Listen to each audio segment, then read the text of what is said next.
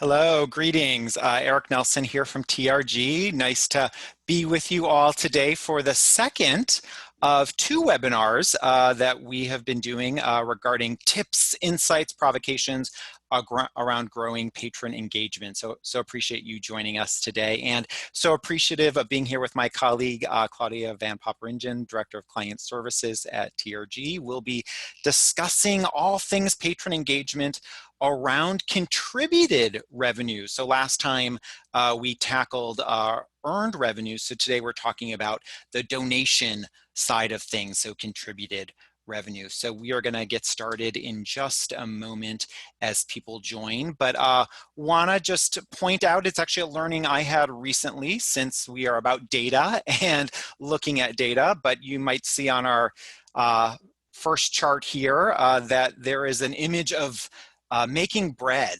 So I learned, this was, I love factoids, that bread makers actually was the first product during COVID to break into the top 5 of products selling on the internet that weren't about safety measures. So for many weeks, gloves, masks, hand sanitizers dominated sales on the internet.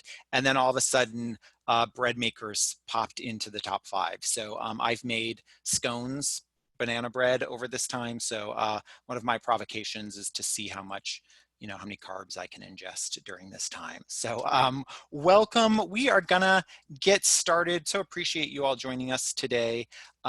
So as we talk about contributed revenue, what's our agenda for our meeting today? So first, we're going to talk a little bit about who's in the room, who's here today, so introductions. Then we're going to do a data dive.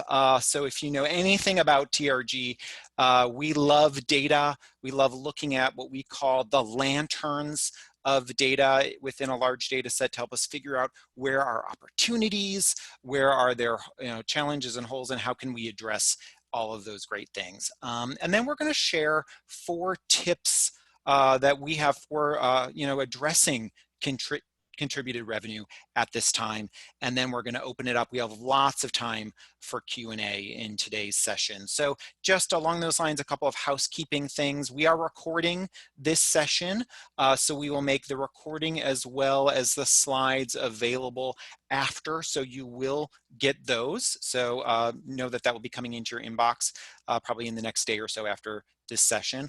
Also, questions. Please submit questions throughout the presentation. We're going to save them to the end, though as you heard me say, we've built in a lot of time at the end for Q&A, but we have a lot of detail we want to get through, so we're going to make sure we get through the content and then tackle questions. But please address them. We're here to help, to be a resource for you and address questions that you have.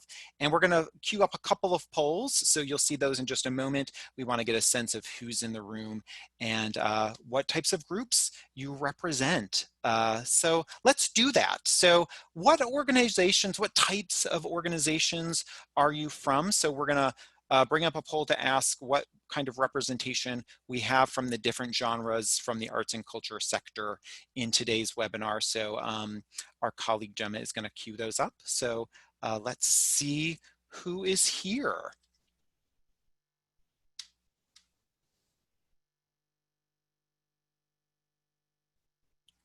I'm not seeing them on my screen. Let me, oh, here we go. Yes, excellent. So just take a moment.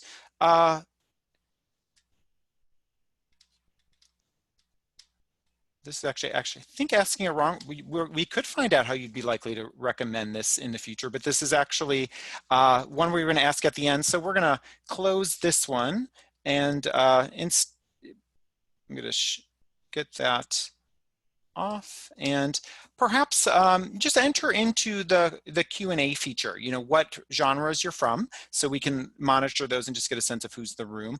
Also, if you don't mind entering into the Q&A, what role you play at your organization. So are you, a development manager? Are you VP of development, director, those kind of things, just to get a sense of who's all here. And then one other question we'll just want to monitor and think about is, how optimistic we all are about our futures. Are we feeling optimistic, pessimistic at this time, as we think about where we have to go today and into our new normals of tomorrow? How are we feeling about things? So I'm just going to monitor some of those as they're beginning to come in. Oh, good. We see, you know, representation there. A lot of orchestras, variety dance. That's great. Stop sharing that one. And then when we look at, our optimism, that's great. Okay, so I'm going to close the polling and we're going to move on to, Hey, Eric, we're just getting a couple more responses in for job level right now. Oh, great. And then, excellent. And then we're going to launch the confidence one in just a second. Oh, great. Excellent. It's hiding on me. It doesn't want to show on my screen for whatever reason. I got your back here. Awesome. Claudia, I always knew that about you. All right, so we've got almost everybody responding on job level. So we'll just share that quickly so we can kind of see who's on the line today. Oh, great. Nice representation of a few different areas of organizations. And then let's do our last poll on confidence. So this is the question Eric just mentioned. How confident are you regarding your organization's future?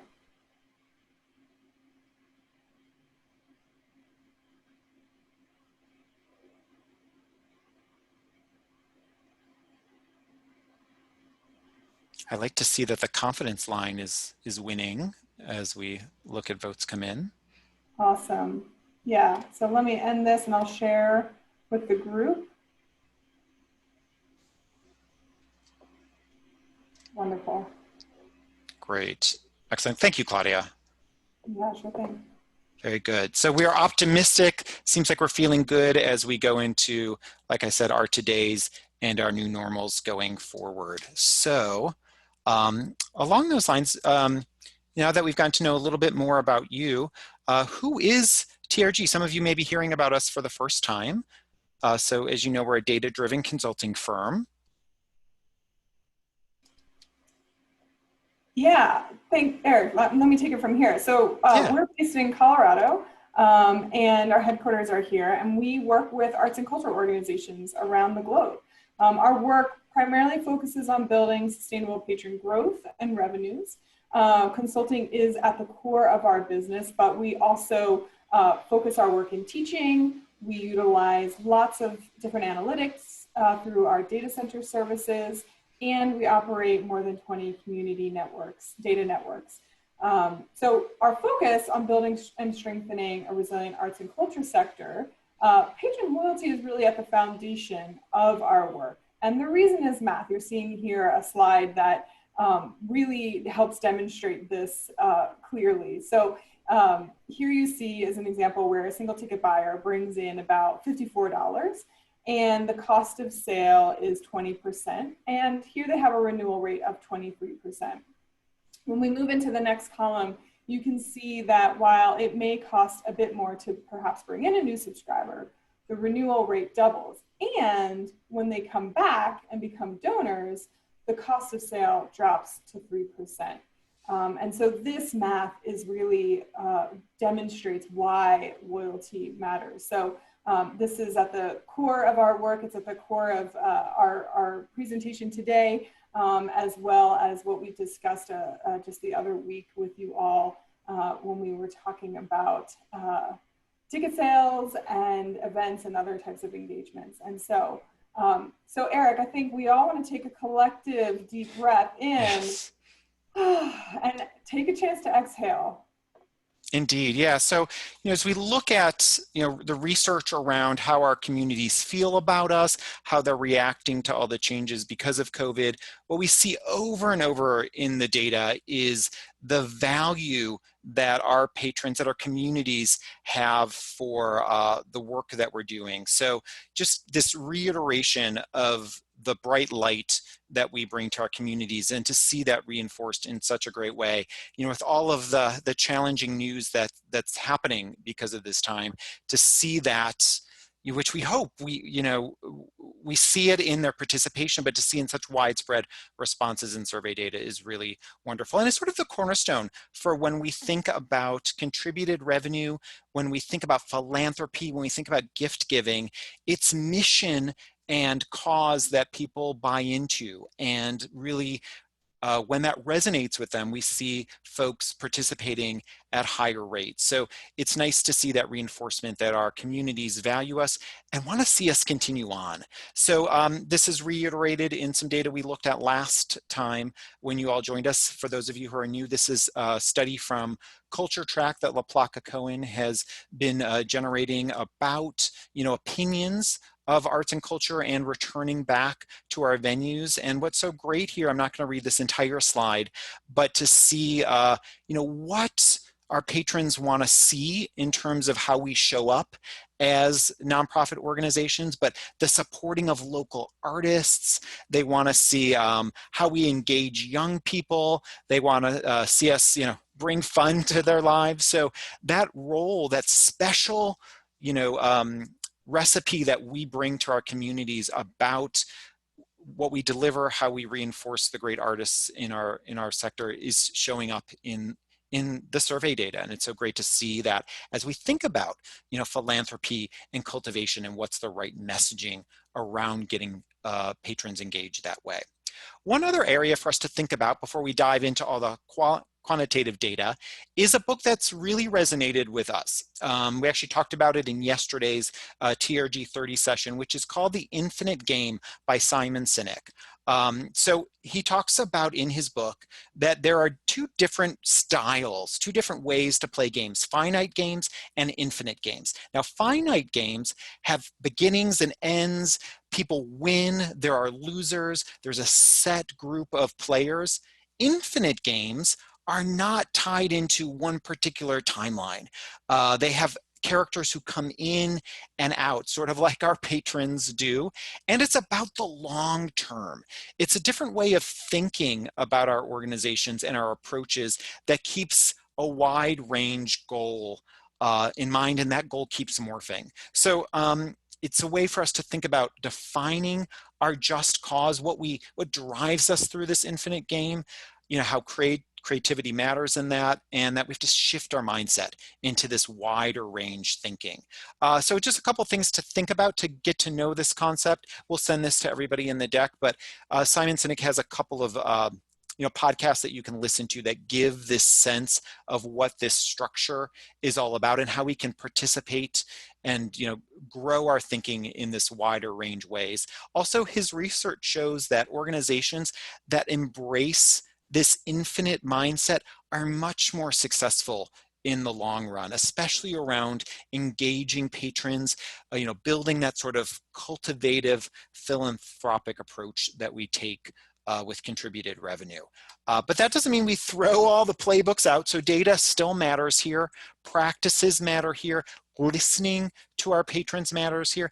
And knowing what our just cause is matters immensely, especially when we think about campaigns and messaging in the world of philanthropy. So we're going to take just 2 minutes and ask you all to, write down on a piece of paper or think in your minds, have it, lodged there. If you want to put it in the Q&A feature, that's great as well, so we can hear. So think about, for your organization, what is your just cause? It's different from mission, and it's really, if you were to characterize it as, what's the thing that our patrons would miss if we weren't around? What is that one thing? It might be two, but just take 2 minutes and like I said, write it down, put it in the chat, but think about what is your just cause as an organization. So I'm looking at the clock right now, so we'll just take just a few moments. We could think about all the bread we want to eat after this session, cookies, other loaves we want to make, but just take these 2 minutes, think about that, and like I said, put it in the chat if you want to share that with us.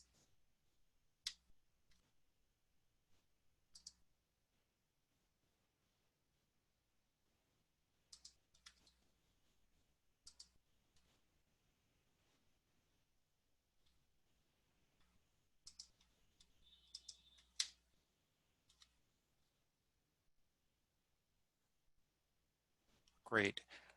So give it just another minute. But as you're thinking and writing this, I want you to keep these concepts, these ideas in mind, because like I said, they are foundation thoughts, foundation wise, that you want to apply, think about as we're discussing journeys of patrons through contributed revenue, when you think about messaging to your patrons and future donors, when we think about contributed revenue, and think about how you can weave these causes, these just causes, into your approaches of sharing and connecting with your current and future donors. Great. So with that foundation set, let's look at what the data is telling us. So as you heard me say, TRG, we are big fans of data sets, looking at what those opportunities and potential pathways are in the data. So this is from MRC data.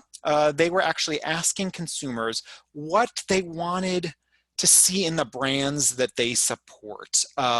So what things resonated. So two things that really jumped out, this one 59% here, that they want to support organizations that support artists. So this is both for-profits, nonprofits. They also, and this is if we put our hats in philanthropy around sponsorships, they want to see brands, especially today in the COVID world, supporting virtual concerts, virtual programming from arts and culture organizations. This time, if you haven't done so yet, to reignite those conversations with sponsors about how they may, be a partner with you on new offerings that you're putting out, from streamed content to educational materials, all those great things. It's a way to have them collaborate further with you and resonate with their patrons, and keep that important funding stream in mind that comes from sponsorships. So as many of you know, we have our COVID-19 international benchmark. We started it early on in COVID to help track and understand the revenue and participation impacts from COVID-19. So this is a free tool. Anyone can join, any arts and cultural organization. Will have information at the end on how you can participate if you'd like to. But it does a couple of really interesting and helpful things. One, it provides insight for any organization who participates to see what do our sales, what do our donations look like in this time of COVID, and it compares your results back to everybody else in the data set. So I'm going to show that really quickly, what it looks like. It also gives you insight to help lobby for future funding, or to make the case for why it's important to support the arts now. Gives this global perspective. It pulls in data from the US, Canada, Ireland, and the UK. And it helps to see, and we're going to dive into this, modeling. Where is our message resonating? Who's buying? What segments? So we'll take a look at that. In the data as well. So this is just a brief overview, so you can see, if you were to join, what it looks like. This is the first splash screen as you log in, and it shows you a couple of quick data points visualized. So what you see here, the dotted gold line shows, and in this case it's ticket revenue. Ticket revenue for that organization by week from 2019. So that's the dotted gold line. The solid gold line shows ticket sales by week for this year, 2020. And then the green line shows everybody's aggregated data. So what's the whole group, what the average sales are at this point. So for example, this organization is actually ahead of, even with all of the challenges, what the aggregated data set looks like. So that gives you opportunity to say, oh, what's working well, and how can we capitalize on that further? It also shows this information week to week, day to day. So you can look at revenue, you can look at quantity. While this is ticket revenue, it also shows it. You can view it from the donation perspective as well. So you can get that same information through that lens also. So what do we learn from looking at the aggregated data? This we queued up 2 weeks ago in the first webinar, just to set that stage for what ticket sales look like. Again, not a surprise to everyone out there.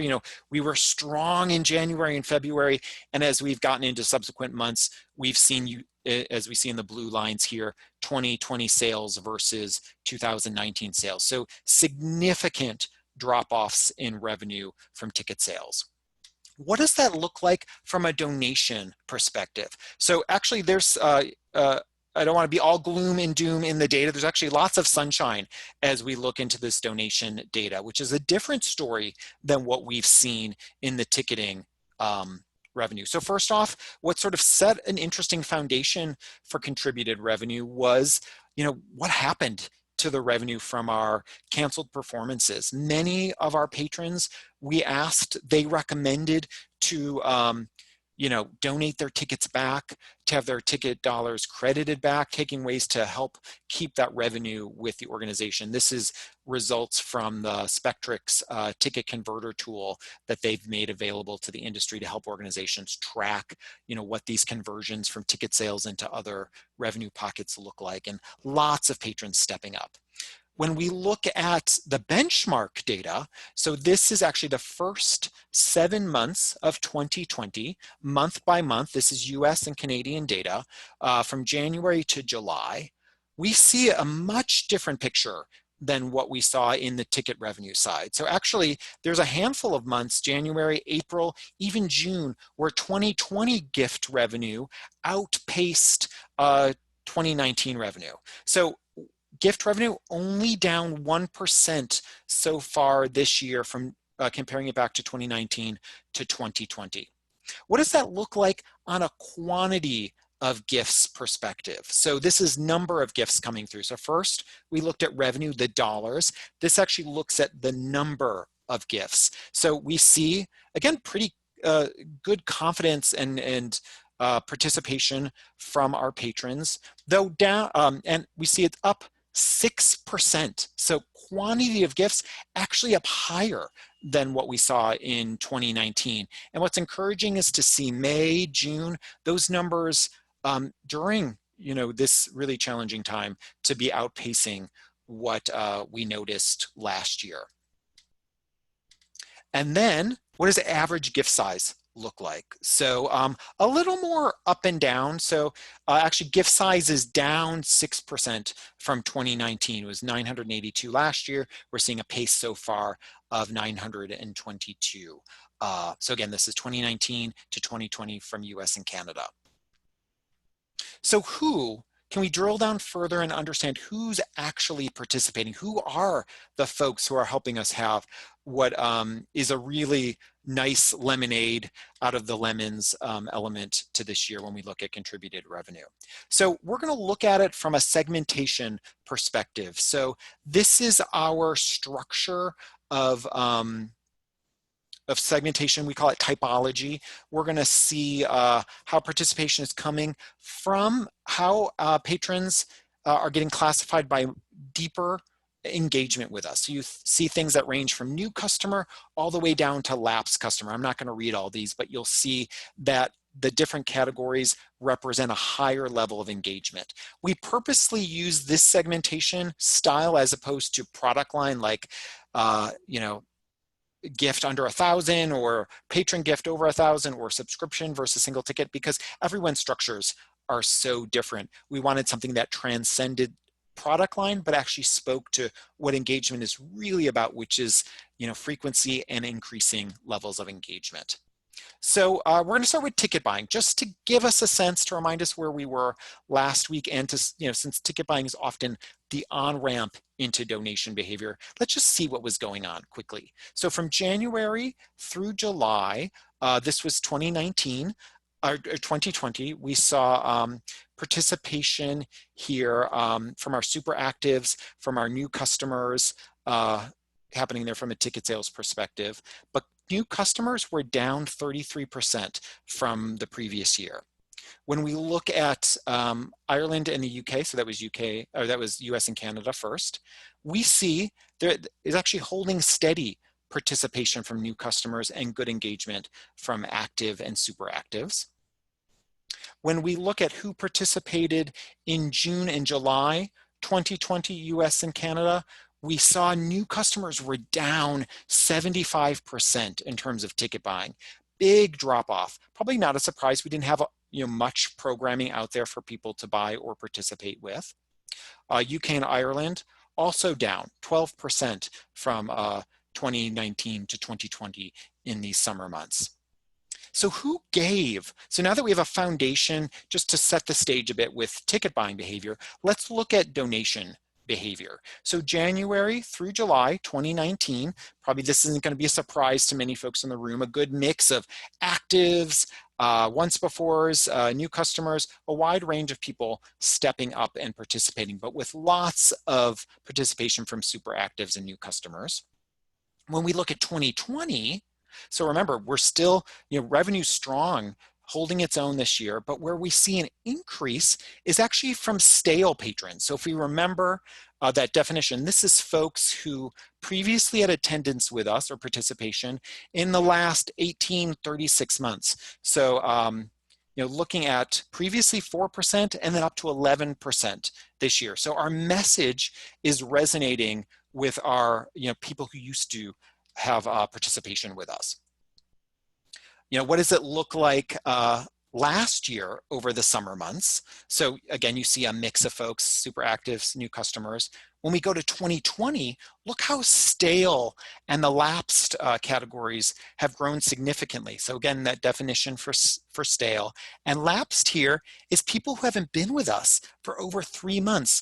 Our messages are resonating with our folks who want to be around. This is actually, I've run into this many times when I've been in-house at an organization where, I'm so used to looking at the segmentation around lapsed folks that, I know a lot of the names of the folks who fall into categories. So I remember running into a lapsed subscriber at the grocery store, and I said, oh, we used to see what happened. And this particular patron said, oh, what are you talking about? I still come. I'm still, a fan of you all. So even though we may think of folks as lapsed or having not been with us for a while, they still hold us closer in their hearts. So it's a good reminder to think about how we bring these folks in who don't feel perhaps as far away from us as we once thought because of how they view us and how they value us. So how does gift size look over the first 7 months of the year? Look at that from this segmentation standpoint, from active to super active. But what do you notice here? The largest average gift sizes are actually coming from these less engaged from the typology perspective, lapsed, new customers, stale, significantly higher with their average gifts than even our super actives. Really interesting thoughts about how much these folks care about us and want to make sure that we're staying around. So, less engaged patrons giving more. So I wish we had a crystal ball that we could look into to help, figure out every pathway and how everyone's going to react and at when COVID will be over so we can get back to, even new normals. But we can look, we have data that shows us what the fall and the end of year has looked like. So when we actually queued this up 2 weeks ago, ticket buying was dominated in the fall and end of year by new customers. So 46% from 2019 had participation from new customers for tickets. When we look at it on the donation side, it's even larger. So, most of our new buyers come in the first half of seasons, if we're the type of organization who opens in the fall and closes, in May or the spring. All those new single ticket buyers, are an on-ramp into new donations. So one of the provocations, seed planting, we want to keep, beating the drum around is our need to keep driving in new customers, even though we may not have formal product out there, but we have streaming, we have other ways for folks to participate with us. We need to be doing as much of that as possible and capturing the data around who's participating so we can get folks onto on-ramps and pathways of buying and donation with us. Years ago, I read a book called Flower Confidential, which was all about the flower industry. Super interesting if you're into factoid stuff. And it talks about the industry's interest in finding the blue rose. generating a blue rose. They don't happen natural, so there's all these scientific ways they're trying to get those, but they're the special thing that everybody wants. And what do we want that's so special? New buyers, new customers, new donors. So we can't just put our focus into retaining our current folks. We need to find and bring in these new blue roses into our worlds. And if COVID-19 didn't keep us up at night, we also have to understand and think about, I'm going to bring all of these data points up, around the shifts and changes in generational patterns and participation that will be happening, not just today in our markets, but in the future in much more significant ways. So, our communities are becoming much more diverse. The age ranges are changing significantly. Look at that. In the next 10 years, baby boomers and the silent generation will decrease in population size in a pretty significant way. And not to hammer this home further, but this is actually data from the Symphony World out of the benchmark, but we looked at generations by the different months through COVID. So you see here March all the way into July. So this is ticket buying by month. You see significant amounts coming in from silent and baby boomers. I'm a Gen Xer, so I'm probably in that purple group who waited to the last minute to renew my subscription. But when we look at this through the donation lens, it's even more significant, perhaps even dire, about how much participation we get from generations that are will be shrinking, will be smaller sizes of our population, and we need to generate more interest on ramps for audiences and donors who aren't currently coming to us. How do we do that?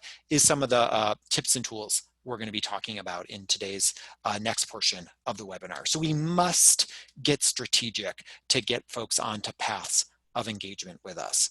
So one way to do that is to think about the engagement journey and how we're creating pathways for folks to participate, donate, and create a sense of consistency of participation with us. So some interesting things that we're seeing or some interesting things we're noticing happen in this new world of COVID is that donation is becoming our new entry point. So usually, you heard me say single ticket buyers, right? That tends to be the way that most folks find their way in. Well, we don't have that today. So donation is our way in. So we have to think about starting that journey perhaps in a different way than we historically have. And one way to also think about that is helping pull folks in through stories of impact. So traditionally, we've looked at this, stair step. Some people call it the loyalty ladder. We call it the loyalty stairs, the ways that folks move up and become more engaged with us. They tend to start out as a prospect. We get them in as a single ticket buyer. We use the analogy of, falling in love. So single ticket buying is like the first date. The repeat date is, repeat ticket buying. Perhaps we're going into a relationship as we become a multi-buyer. When we become subscribers, we're getting engaged. And when we get married, we're at the donation stage. So we're actually getting to that stage much faster just because the pathways have changed. So we have to be mindful internally, externally about how we're recalibrating our journeys. So question to the group, for you to just think about, ponder, have you all as an organization, development, marketing, artistic, executive, have you all sat down and thought about, wow, what does our new journey look like? What is our first entry point? What should be our second, third? How does this ladder get recalibrated for today? And what does that mean then in terms of messaging and segmentation and who's paying attention to what, patrons, donors, ticket buyers in that mix? So it's an interesting exercise, a fun one you might want to do internally to just have that conversation. And it's not a surprise because we're actually generating this. We're creating a system where patrons are participating with donation first. So this is an example of the Met. Many organizations are doing this. Lots of free content they're streaming, but asking at the same time to donate. This donate button that we've always tried to have in places is getting even more use now because of this free content that we're putting out. Or sometimes it's not even donate, say, if you want to watch, you have to donate. So we're creating this new on-ramp for folks with donation being the first step.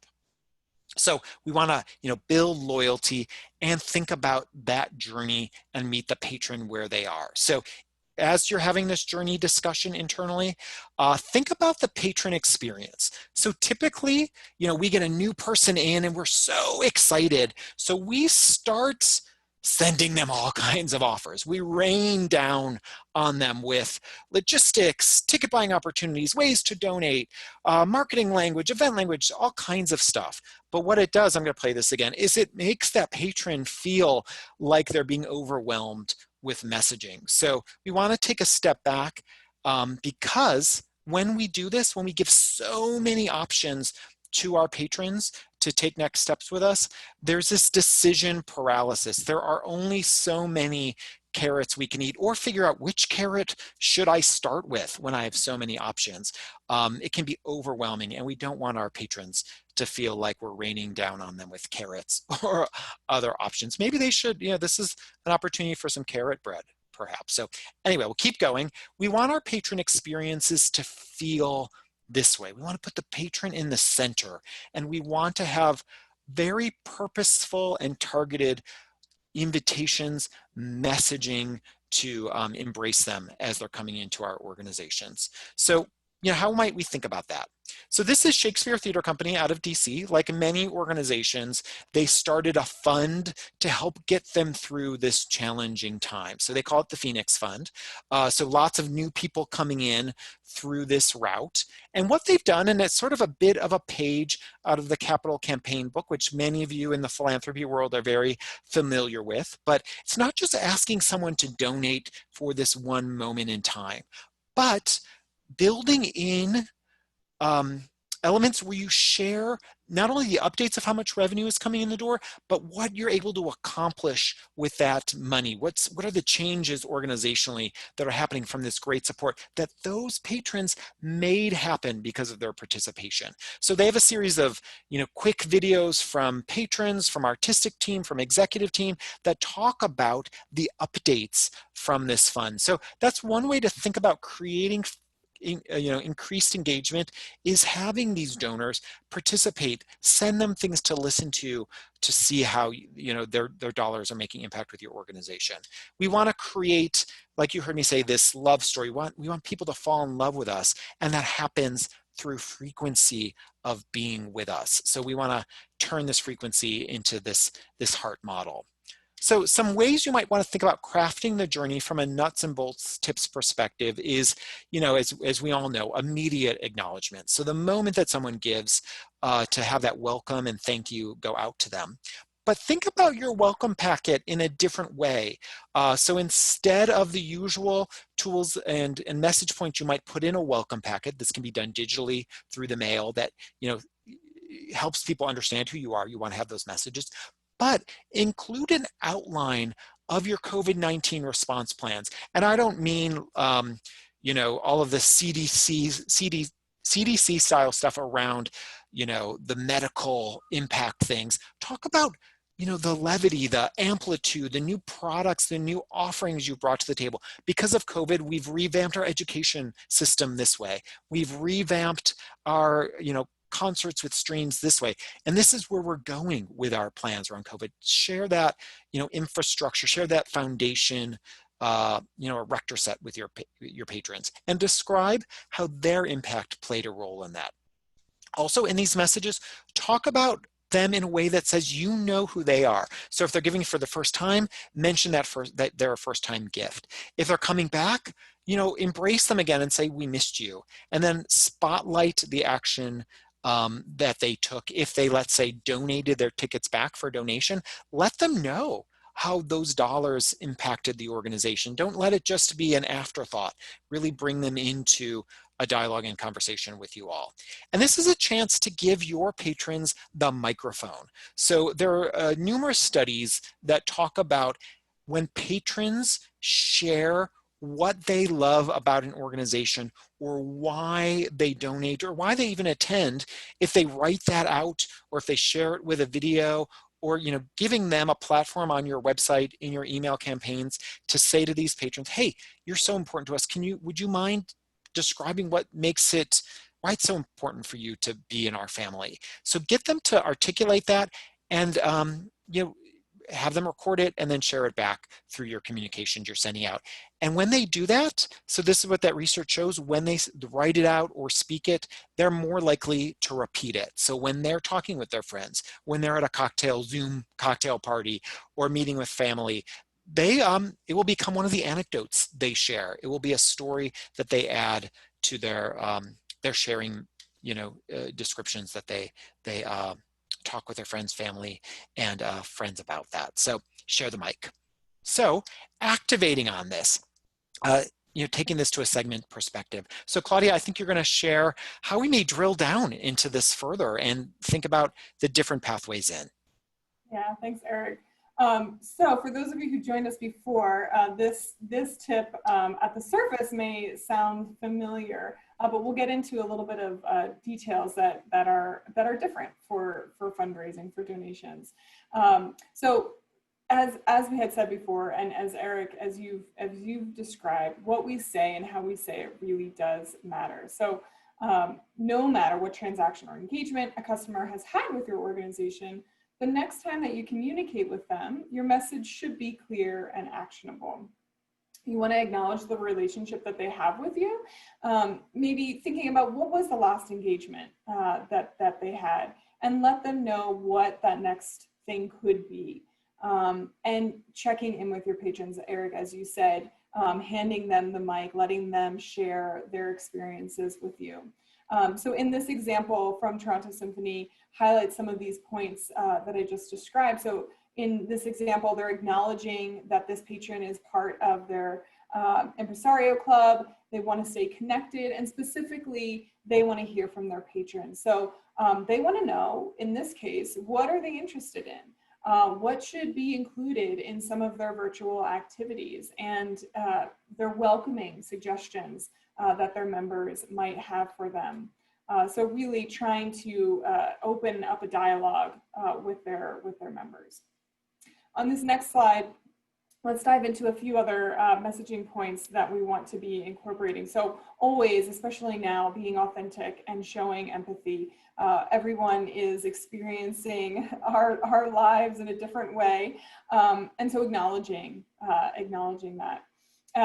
Personal videos, they work. And so here's an example from Pacific Northwest Ballet. Their dancers created a short but personalized thank you video to their donors. You can see babies here, there's probably pets joining in, and this is the human connection that we are all seeking as well, just humans, but also our patrons are looking for. So the point here is not to get so hung up on production value with these kinds of messages, but really being able to show the authentic you. Transparency. So this next example is from the Banff Center for Arts and Creativity, and they typically hold an annual 3-day ball event in late July. So just giving you some context here, and then I'll tie it back to transparency, but this year would have been their 41st year. This event typically sells out way in advance, and in fact, by March, they had done just that. So the funds that they raised for this event were intended for their artist funds. However, once the impact of COVID became a reality for them, they decided to redirect the funds they raised to support critical operations of their business instead. So they had to describe to their donors what this change meant. They connected with every single one of them by phone, and with transparency, had to describe both where their donation would be. They were asking to redirect their donation in this way, but also that the event was changing. So no longer would they be able to experience this all-inclusive 3-day event, but it would be a virtual experience. So they decided that for their virtual experience, that they weren't going to try and replicate a 3-day ball experience, but instead they decided on focusing on thanking them. So hence the gratitude name. And so their live event typically would have included a live auction. They decided, no, even though this is virtual, we're going to keep this as a thank you. And so they kept it private. It wasn't, they didn't expand it even further, even though in a virtual world, we know that's often easy to do. And it allowed them to really keep this event exclusive. So they were able to continue to pay all of their artist fees, and they kept their expenses below $20,000, which was much lower than their typical costs for their 3-day event. So a couple different layers to this example, but one in which things change, and so how we can be transparent. And yes, there is a little bit more work to have those phone calls, but in the end, it paid off as they were able to retain much of those donations. So the next point here is about making it easy to donate and participate virtually. And so we often talk about on our website how, always make it easy to donate. But now that we have so many virtual events going, how really are you allowing for donations to be made? And so this is an example from the Guthrie. They had a virtual benefit at the beginning of this month. And they, you see here, offered two distinct ways to donate, text to give or via their website. And this is a screenshot of what they had been streaming during the event. And at the bottom here was kind of this bar across the bottom of the screen that always had information on how to give. And so you never had to think twice or find the information again. They exceeded their goal of 725,000, and they had almost 600 different donors contributing. So this is an example where participation was broad, but they made it easy and clear how to give. And then updating your website. This is always essential in getting your message across to customers, but perhaps even more so now. So even if you're not sure what programming will happen for your organization, if you know anything that's not going to happen, it would be something to consider removing from your website to avoid confusion. And so this example that Eric's pulled up here is from our friends at the Arts Club Theater Company in Vancouver. And they are not only keeping their website content and relevant. Last week, you probably would have seen information about this particular event in their Spaced Out series. And today, if you log on, you'll see information about the subscription series that they just launched. And so I want to get back to this event because there's a lot of different components here. And this is a fundraising series that they launched that demonstrates the different ways in which we all need to be testing and learning in this new environment of how to engage with our customers. As Eric said, we have more and more customers coming in as donors now because of the different ways that we're engaging with them. So this series featured 3 different events, all of which had two evenings. And you're seeing here that they had a live component with an in-person limited to 50 tickets, as well as a virtual live stream. And they had 2 different pricing options here. So $150 if you wanted to purchase an in-person, and then $20 if you wanted to purchase a stream. They did promote this event first to donors and then their subscribers, so giving special access because it was a limited number of tickets that they were offering. And they were able to reach about 70 to 80% capacity for their in-person event. And they sold about 120 streams, I think, for this past weekend's event. And just a reminder, the ability to have in-person events is all circumstantial to our environments and kind of where we are. But this was what they were able to do. And so far this event, per event has netted them about $10,000, which might not seem very much, but this event was actually intended to is about engaging their customers and a way for them to test what a limited in-person event and simultaneous virtual experience would be like. So this wasn't intended to raise, be their biggest fundraiser of the summer. It was really about kind of testing and learning. So by creating three events in this series, they can iterate along and understand, okay, this worked this time, let's change that. And it's really in preparation for their subscriptions that they just launched. So now they have kind of this testing environment that allowed them to feel more confident about engaging in their audiences for their subscriptions. So it's a great example of how many different departments had to work with one another to launch this. This wasn't just a donor event and development event. So there wasn't just, one team having to take all of this on. It really was kind of pan-organizationally. So this mutual commitment that organizations and patrons have with one another is really important as we start to understand how we're going to be working in this new world together. So as we move into the next tip, and Claudia, I'm just going to interrupt for a second. I love that concept that you just mentioned around that donor event being the setup for subscription sales. So it's this sort of turning the loyalty pathway on its head a bit, not a bad thing at all, but thinking purposely around what does one step lead to another. So making sure those conversations are happening internally to really know what's the intentionality of each of these events to really get on a loyalty journey. So really smart thought there. Yeah. And building trust, right? You're able to start to build that trust of this experience. Indeed. So, stewarding your donors. You know, Eric's talked about the engagement journey. We've talked about segmentation, targeting your communications, and now thinking about how do you actually cultivate your donors. And so we must continue to bring our donors along with us and have a dialogue that allows us to continue to bring value to that person and to their experience with us. So just how are you customizing the experience for your donors? They are ready to explore, as this slide provokes. So from TRG's perspective, a successful journey for your donors happens when we identify the right customer segment for the right next engagement. So something to think about is that not all of your donors should necessarily get the same invitation. And it's not always about asking for another gift. So many of you have ticket buyers that donated their ticket back to you, and they might not even think of themselves as a donor, but you might consider them as a donor. And so what would be the next step for them versus perhaps somebody who has been donating for the past 10 years to your organization?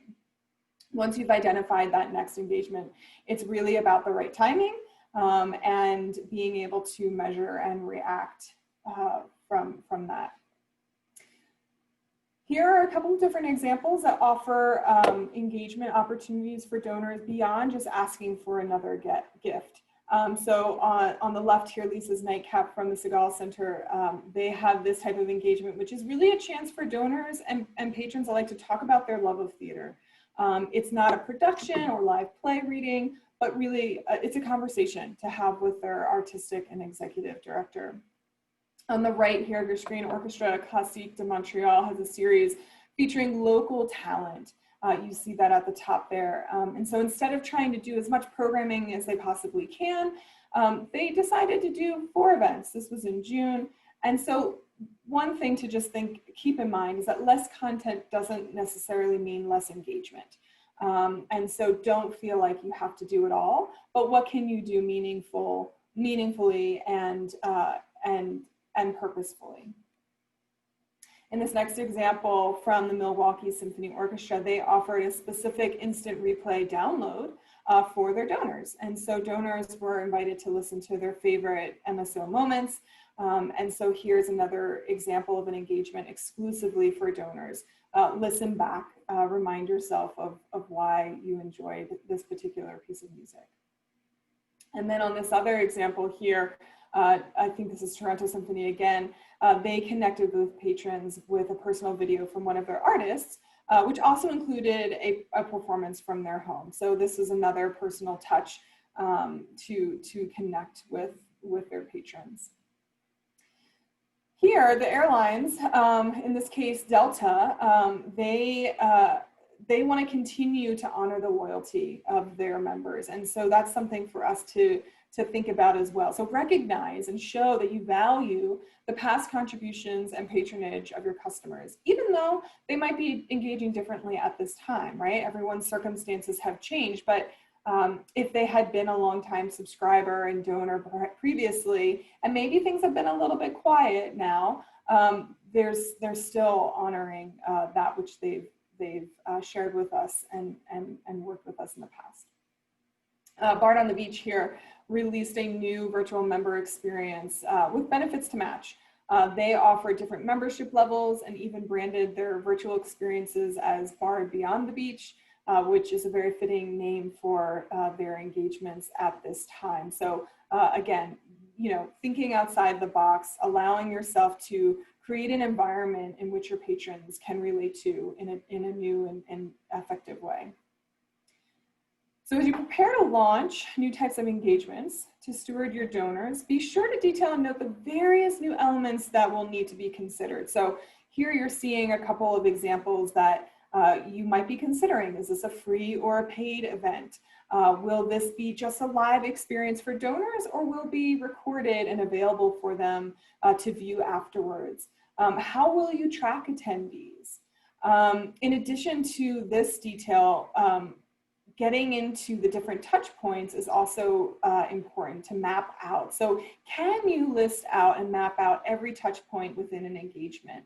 I think for our fundraising efforts, things are shifting a little bit, right? Now they're becoming an experience that adds layers in ways that perhaps we haven't had before. And so can you detail this out in a way that really begins to understand the whole circle, kind of the whole experience that somebody might have.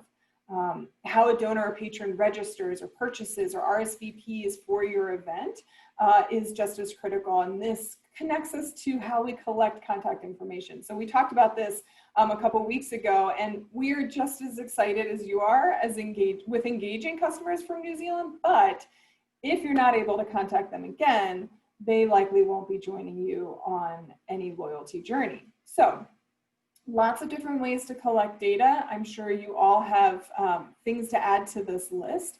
Even in a world of digital that we're in, where we have sometimes free offerings, there are still mechanisms to collect that data. So whether it's registering in advance to receive the free content, RSVPing, lots of different ways. So here we are wanting to think about, okay, well, why is it important to listen and take action? All of your business models have likely shifted in some way, whether it's temporary now, or maybe you're changing things for the long haul. Things are new, both internally and externally. It's also a time to connect with customers in ways you haven't before. Something we're all doing every day is managing risk. And so listening to your patrons and being able to actually take action on what you're hearing is very important. Town hall. We love town halls, and this is a great way to share and solicit feedback. Inviting your patrons and your donors to be with you at the table. Again, there are many ways to invite this environment of dialogue. But it's not one to lose sight of, as it's a way to iterate and move forward. As in the ACTC example that I shared before, they're gathering feedback after every event to then bring into the next one. So speaking of which, preparing for your future, Eric. Indeed. Well, I love that idea of the town hall and soliciting that feedback. And partly, because it's just a great way for us to collaborate, connect with our donors, our patrons. But because we're seeing, this really interesting and encouraging, lift back from former folks to come back into our families and finding new folks through these digital streams, because we're not in our venues, being able to show off who we are, share our messages, share our missions, our whys. We have to find ways to do that. So a town hall or those connection points where you're creating links for listening helps you lock in those connections, build understanding, and be able to react at the same time. So as we look towards, the future, new normals, all of those kind of things, we see it in the data over and over again that the organizations who are weathering the storm the best have come into COVID with the strongest financial place. So that means cash reserves, that means bigger endowments, that means strong consistency of giving from their patron bases. So it's not like you're having to manufacture new donors every year. So, one way, and actually this is such an interesting thing to think about, instead of, or in addition to having a campaign about this moment in time, what about also having a campaign about the future? So PNB, Pacific Northwest Ballet, Seattle, one of the hardest hit states, cities in the early days of COVID, it was a real struggle for a long time. So they want to think about how to make sure that doesn't happen again financially. So having future funds allows you to start thinking about the resiliency of your future and gives you a way to go back to patrons, your donors, with a second ask, a third ask within one calendar year. So you're, not going back with the same message over and over again. Map out that there are new ways to participate and give. And I will say also, if you're going to do that, acknowledge what they've done before. So I donate to lots of organizations. One had one of these day-long, fundraising drives during COVID. I gave to that. And then 2 weeks later, I got or asked for the annual fund, which was fine, but no acknowledgement that I'd just given a gift, no acknowledgement of my history. It was very generic. And actually, as a donor, made me feel like this organization wasn't paying attention or understanding who I am or that I'm important to them. So if you're going to go back with multiple asks throughout a year, make sure you're mapping out those different message points, telling the why and saying, who I am. Also ways to donate. We talked a little bit about sponsorships with all the streaming that's happening, all the new education programs that organizations are creating. Don't forget about your sponsors. And it doesn't have to just be corporate. This might be a great way, or could be a great way, to engage in your major donors, folks who have started to give on a more regular basis, and say, hey, do you want to be part of this underwriting? Do you want to sponsor one of our streams? Think about ways to, again, frame asks in ways that have new messages, and also give those donors ways to have new impact with you and with their community. So Philadelphia Orchestra here, their Here Together series, sponsorship associated with it. They do it with their streams as well. So don't forget that you can ask people to sponsor these things as well. The other thing is the long game here. So as we think about the future, one of the challenges we in the arts face, all you fundraisers out there know that, that evil GOS, general operating expenses funds that you're trying to raise for. And there's this myth that we have that people don't want to pay for GOS or wouldn't donate. It's not sexy enough. It's not interesting enough. It has to be a special program of some sort. But we think that's a myth. Like, keeping our organizations here together, it's important. You have to message it the right way. But as we see our patrons, are really understanding and are able to articulate the value we have to our communities, think about, fundraising around operations and keeping yourselves around. Also, the nonprofit prison that because we're a nonprofit means we can't have reserves or money in the bank. We have to get out of that mindset as well. Like, reserve funds are important, rainy day funds are important. We can and should generate that kind of fundraising and be transparent about it. And, which we've learned so well at this time, the spirit of being entrepreneurial. So let's have this evolution turn into a revolution for us, really revamping programs that need that, or, really breathing some new life into ones that are already working well. So, what does this mean, especially as we think about major donors, board members? I know it's hard to get out of the sort of tunnel vision of this moment, but we need to think, 10 years out. Can we think long term? How can we start engaging, these folks who are really, our advocates into, the fundraising we need for future programs? So, perhaps because of streaming or the way that we'll have to morph our business models, is digitizing the fourth wall something we should be thinking about? Virtual reality, AI, what are these tools of innovation and technology that we should be folding into our mix of our offering? And how do we use that to make that happen? It requires the village of our nearest and dearest of our donors. And this might be a good way to start thinking about not just today, but into the tomorrow of what our plans to be.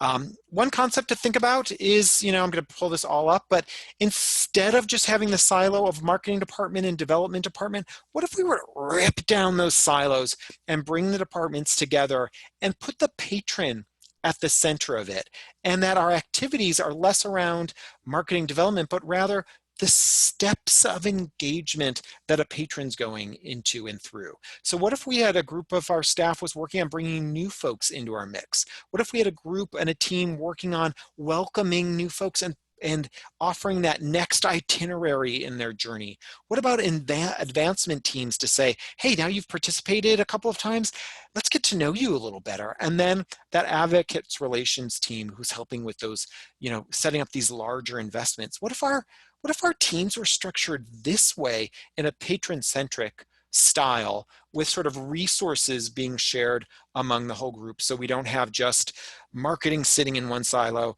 with ticket buying and development and contributed revenue in another, bring it together. And also, we have smaller teams than we've had before at many organizations. Restructuring, thinking about what are the right and important roles and steps we need to take as a team. A structure like this could help us think in different ways and optimize, perhaps the smaller teams that we have. This is an example. It's a tactic among this silo ripping down, but this was Florentine Opera. They selling subscriptions. Anyone who bought a subscription had the dollar amount of that subscription matched by a donor. I love this concept so much. It's sort of this really wonderful match, literally and figuratively, no pun intended, between, earned and contributed, to really think about that patron journey, that collaboration together. Really smart, interesting idea. So I'm going to pull us back for a little bit into our, right around the corner future, which is going back into our venues, because that provides a really great opportunity for us. And one thing we're not hearing as we talk with the sector about this is, we see lots of things on social distancing seating and how we're going to have hand sanitizers in places, which all super important and we need to be doing. But as the performing arts and culture, I'm going to pull all these up, we bring to the table a really, all the great smarts, all the great muscle memory about celebrating our patrons, providing an elegant, wonderful experience, the magic of arts and culture. How do we bring that to going back to our venues? So these are just some concepts and ideas we've been asking arts and cultural organizations, what might they do? How might you think about this differently? So just some of these ideas to plant seeds in your head that this can be collaborated on, get, development, marketing, artistic, executive team together, have a brainstorm about how you might do this. Some things I love on here, this one on the right, because if we go back in with a socially distanced venue, we have to walk in a very specific way. We have to exit in a very specific way to keep social distancing in mind. What if we were to choreograph that? I love watching those YouTube videos, where wedding couples come down the aisle to some choreography that, delights all of their attendees. What if we were to share that choreography with our attendees and have them, march in and out in ways that are joyful? I also love the pre-show experience lineup. One executive director said, yeah, we could actually provide music at the lineup outside. Why don't we do that? So just some thoughts about, how to elevate the experience. We in the development world think of it as surprise and delight. Bringing these patrons back in is an opportunity to, solidify their love of us by providing all these delightful elements along the way.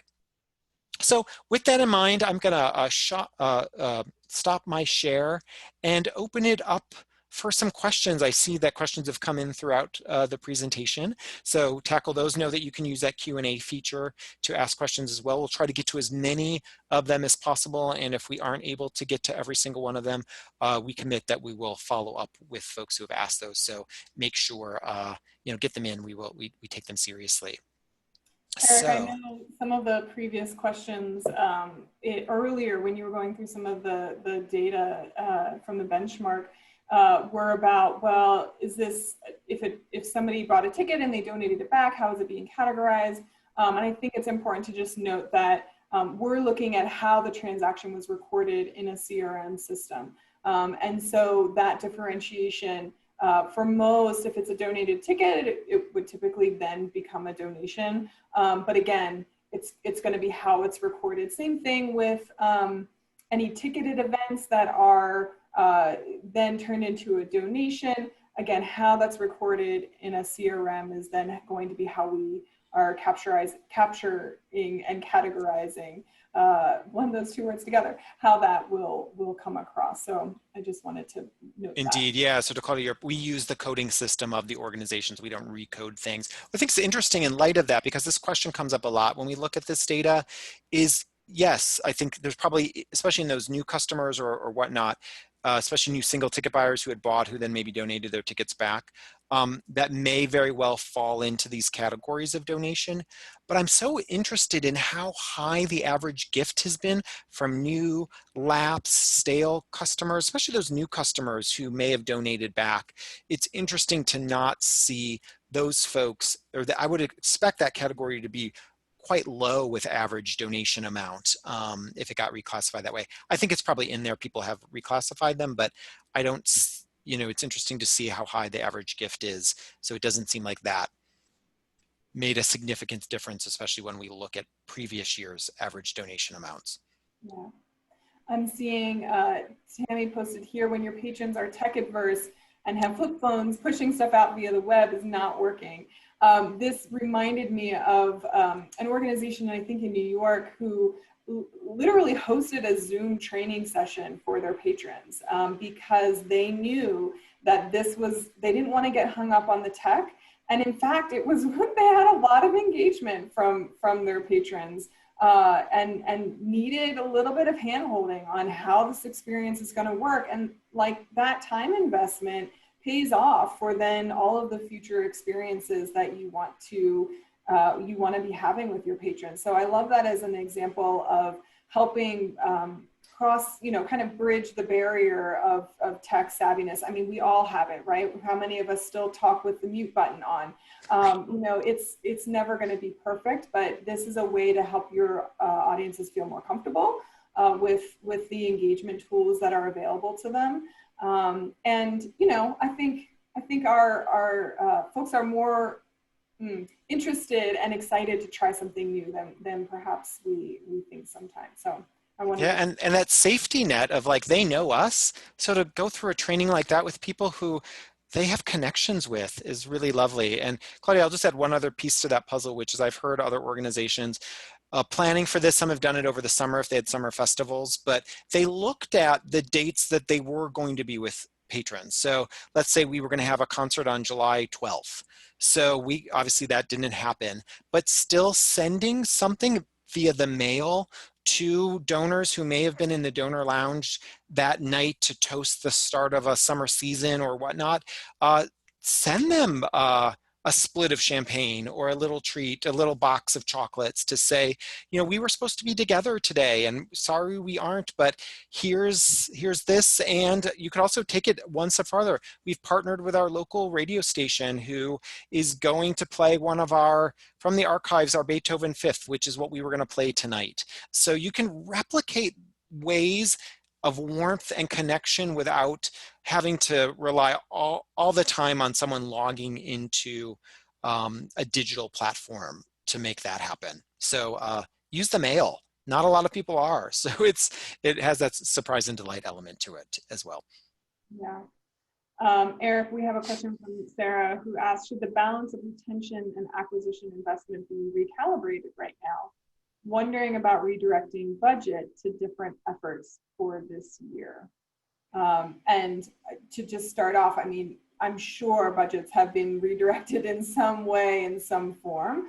And certainly there's a balance, right? As Eric mentioned, without the new, we don't get the retention. So there is certainly a balance. I think now we're experiencing a lot of new, perhaps new donor engagement than we had previously. And so how can you lean on understanding what the patron journey is going to be for those people specifically? So I think this question will be different for everyone in terms of how you would look and recalibrate your retention and acquisition. But Indeed. certainly there's probably reason to, depending on what you're seeing in your own organization.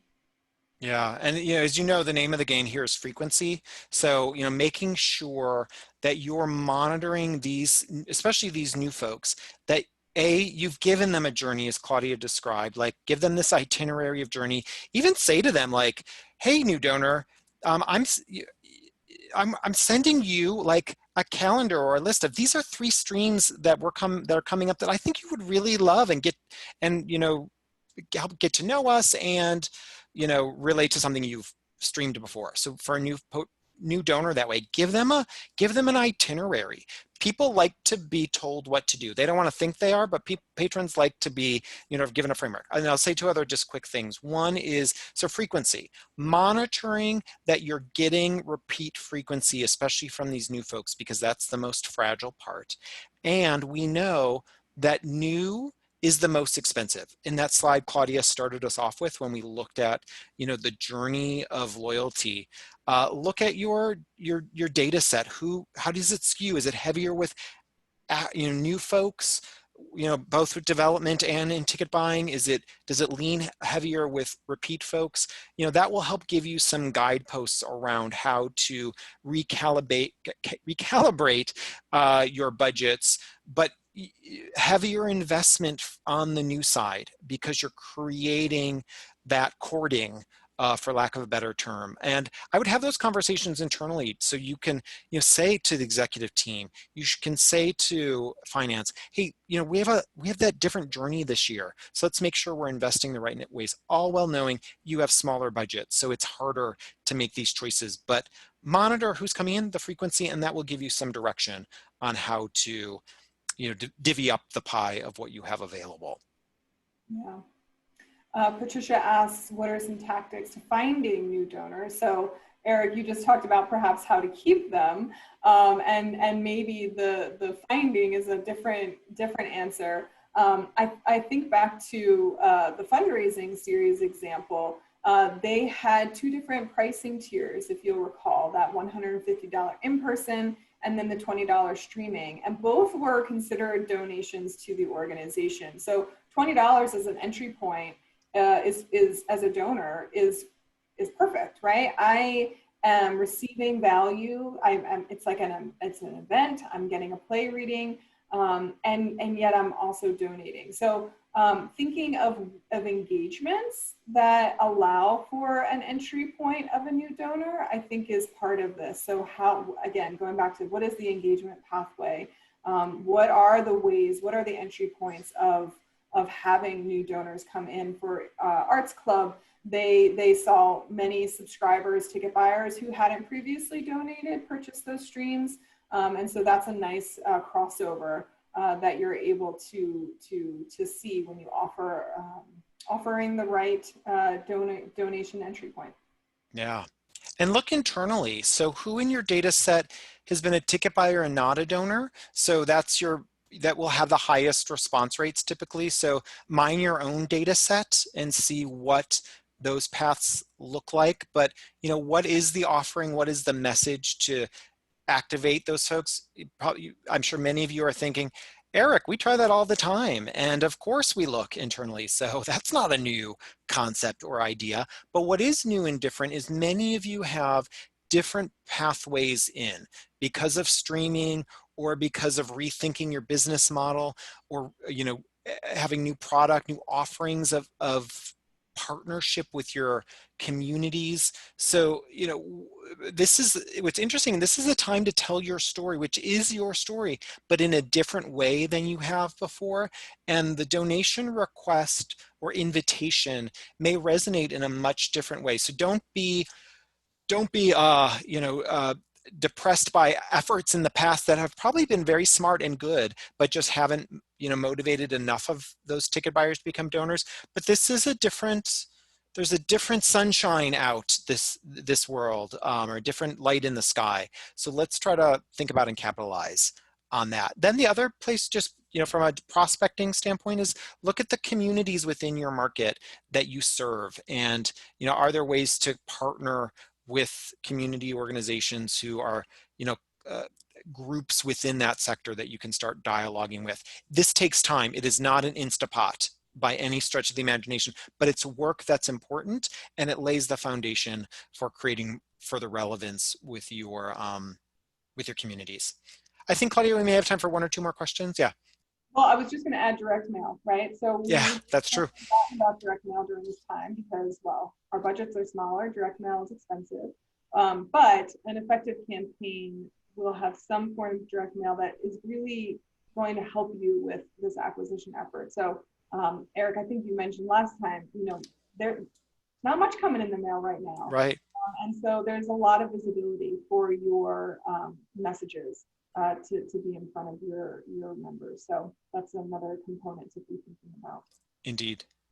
Yeah, Eric. So we'll do one more question here, and this is just about, I've got a small staff now, and focusing on kind of just getting back to normal. So how do we move forward with such limited resources and limited buy-in?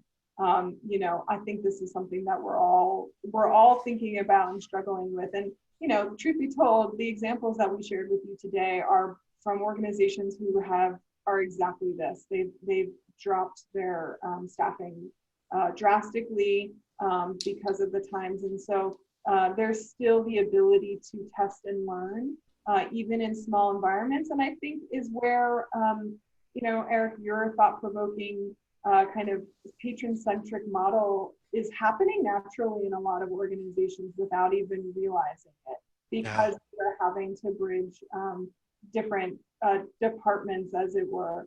And so how do you take a step back and understand, okay, how are things evolving between our staffing, and are we already creating a model that we want to lean into and develop more? Indeed. Yeah. It's such a tough, how do we do it? Even in a perfect world, we never have enough resources in our organizations. So yeah, I love, Claudia, that point about, I think we're naturally getting there, but the realities of how do you really make this work with small staff, limited resources. We see this in the data as well, which is organizations have asked us many times over the years, is there a sweet spot? How do we know that someone has clicked, where they've become engaged with us, where they will start coming back? And it's a little different at every organization, but we find sort of a sweet spot is 3, sometimes 4 experiences within a year creates sort of that operationalized, I'm doing, this organization is part of my, embraced world. So my point really is, don't feel like you have to have this intense amount of content out there or invitations every single week to get a patron, to know about you or whatnot. Maybe it's, with limited resources, are there 4, every other month, 6 key engagement points that you are doing that you could pull off with that level of staff, pull off with the level of, shine and sparkle that you would like. And they don't all have to be ticketing or streamed events. Maybe it's one of these town halls that Claudia was talking about, but like what are 3 or 4 or 6 key things you could do this year with an eye on creating frequency? So who came to the first one, who didn't come to the second one, how do we get that person back to the third one? All of that kind of monitoring along the way. But don't feel like it has to be this big.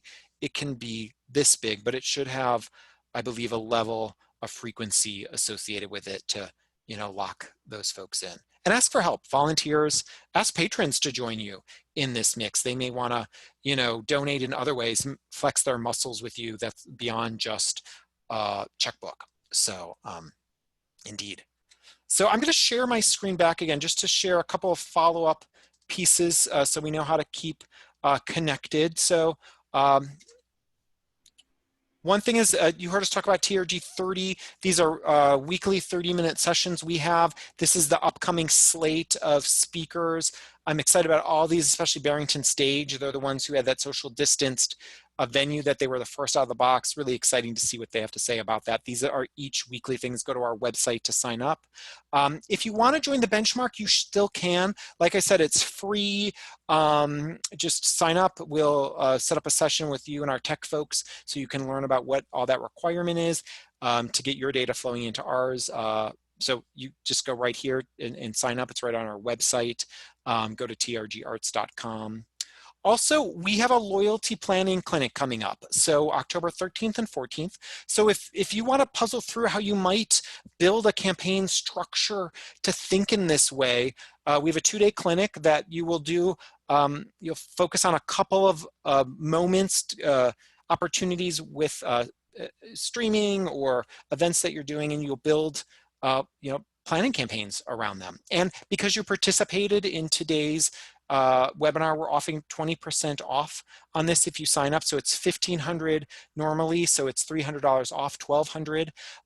4 people from an organization can attend per sign up, so you can get mix from different organizational levels, departments, de-silo with that. If you'd like to join, we'll follow when you get the follow-up from this webinar with all the information about how to download the slides and listen to the recording again. There'll be a link to if you want to join the clinic. We also want to hear from you. So at the end, when you log out, we want to get your thoughts on how today's session was. So be ready for that. So, as you're logging out, pay attention or take a look at that pop-up that will come to ask those questions. And then last but not least, Claudia and I are here as a resource for you. So here is our contact information. It will be in the deck as well, but please reach out to us if you have questions, if you need help. We're here to puzzle through things with you and want to make sure you, our sector, everyone is as resilient as possible. And then I'll just say one other quick thing. Some organizations have said to us, hey, we want to sort of think about our new normal as well as our today, and how do we map out the right kind of offerings, plans, how do we understand data, all those right ways. So we thought, let's seize on that. And, we know peer learning is really helpful. So we're trying to put together a cohort of organizations who would go through probably a 4 or 5 month peer learning consulting relationship with TRG to put in place your patron engagement plans for today as well as into your new normal. So if you're interested, email us, raise your hand, let us know if that's something you would want to talk through. No commitment. If you want to join on the phone with us to talk through it, we can share with you details and see if it's the right fit. So along those lines, from Claudia and myself, thank you so much for joining us today. I hope you're baking as much as you possibly can.